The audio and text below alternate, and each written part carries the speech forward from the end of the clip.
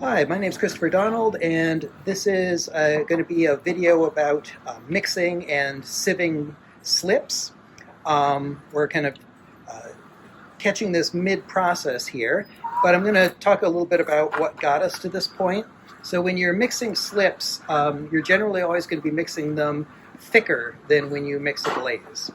And when you go to mix it, this is actually good for glazes as well, you always want to put some water into the bucket first, and you're going to measure your dry ingredients into the water. That's going to help prevent the dry materials from sticking to the bottom of the bucket.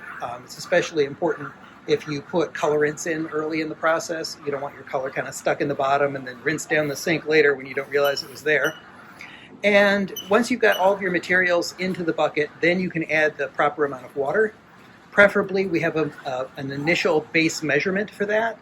If you do not have a measurement for how much water, then I would want you to put a quart of water into the bottom of a 5-gallon bucket to begin with, and then measure each quart of water that you put in it subsequently, and make a note. And then that should be passed up the food chain to Tim so that we can have that added to the instructions for that specific slip. Hopefully, if one person measures once, then the rest of us don't ever have to measure again. I'll save everybody some time.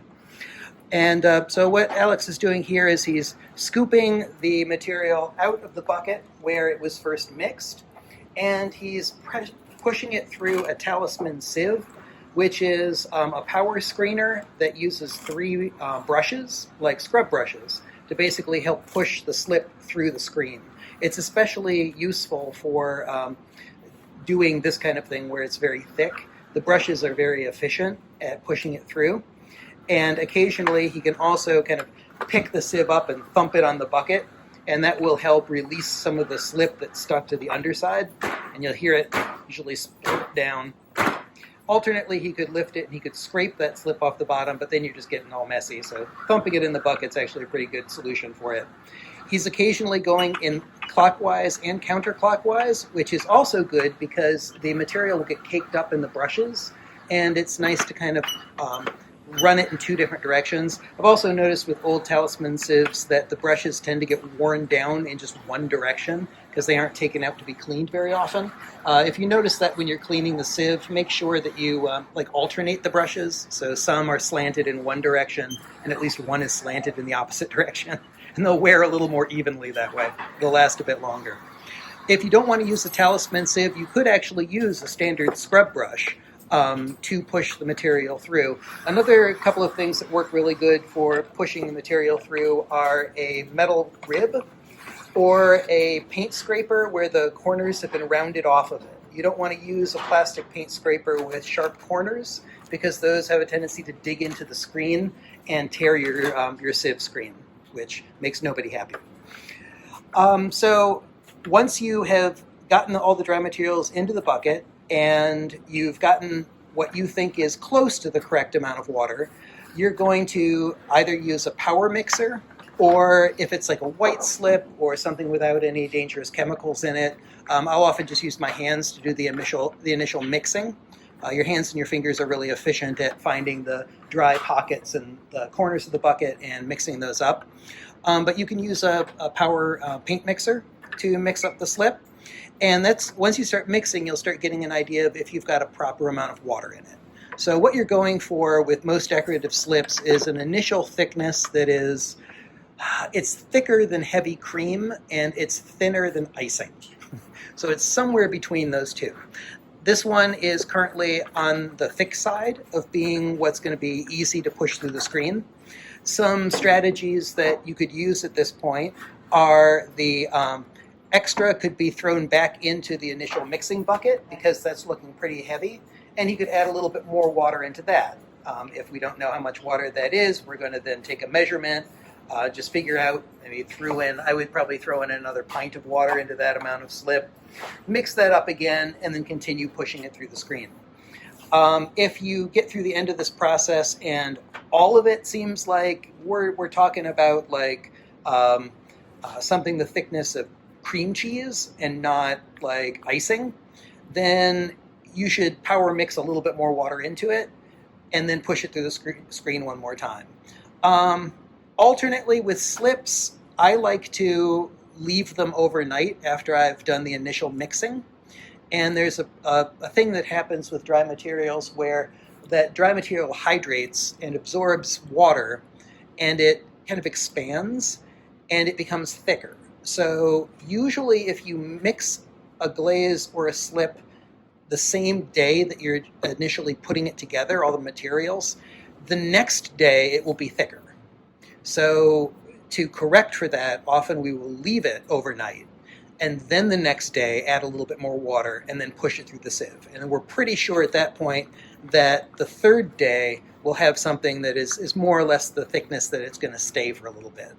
But some decorative slips have a property that's called thixotropic. And a thixotropic material is, porcelain is thixotropic, concrete, cement is thixotropic. It's a material that will appear to solidify, but then when you apply vibration to it, it liquefies again. And some slips are like that, where they seem initially like they're really thick, and then you go to use it, and it's like water. So it can be a little weird. So we tend to mix our slips a little on the thick side to begin with, and then kind of see where they go in the next couple of days in case it wants to do something like that. So he's using a spatula right now to help push the rest of this through, and I'm going to ask him to try the paint scraper just so we can see how that looks, the benefits of video. And basically when you're using something that is flat like that, you're literally pushing the slip through the screen. So you're using the tool in more of a flattened motion. And if you can imagine that there's like the slip in front of that little, it's almost like a plow. You're kind of just plowing it down at an angle through the screen. And it should go pretty quick, generally, if it's being effective. And you'll also see some of the dry material bits. There's like little darker specks. The darker is probably ball clay. All of these slips are made out of a mixture of different dry materials. There's 4 or 5 different dry ingredients, and they all absorb water differently. They all settle at different times, and that's the major reason why we are screening our slips. It's not to make them smooth, it's to make them homogeneous. And if we don't push all of it through a screen once or twice, there's always going to be pockets of material that aren't similar, and you can have issues with maybe if there's a little bit more ball clay in part of it, that's going to shrink a little bit faster. If there's a little bit less of kaolin, it might take glaze differently. So we want it to be nice and homogeneous. All right, I will take pity on him, and he can use whichever tool he wants to at this point. And I will not make him use the metal rib. I actually don't like using the metal ribs unless I'm using a glove. A rubber glove, because they can get sharp from this process of using them through a screen, and I've gotten cut with those before. When Alex is all done with this, he will scrape the buckets clean, and he will scrape all of the material off the underside of the screen. It all costs money, so we're going to save everything that we can. And then he will wash his tools in a bucket of water, and not rinse them directly down the sink. And then once they're mostly clean, he can take that bucket of slip water and pour that into the buckets in the sink, into the settling buckets. And then with his tools mostly clean, he can rinse them completely clean in the sink when he's all done. All right, so we're going to have written instructions on mixing the slips. There's several different types of slips that we make. There are decorative slips for certain slip decorating techniques, like mocha ware. There are the liner slips that are generally in the studio, a white and a red. Is this one of the Ostrich white liner slips? This is the white fish sauce. Okay, yep, this is the one that's usually in the studio then. It's labeled fish sauce. There's also a red fish sauce. These ones are usually applied very much like a glaze, painted or poured in and poured out of something, or you dip things into them. Anyhow, that's it for slips. There's also going to be a video on sieving glazes, and these are directly aimed at the folks who work here at Claymakers and the assistants, but everything that we've talked about is applicable to mixing these materials outside of Claymakers. So I don't think I've covered anything controversial. If you're making a slip somewhere else, you're still good. All right, thanks for joining me. See you next time. Bye.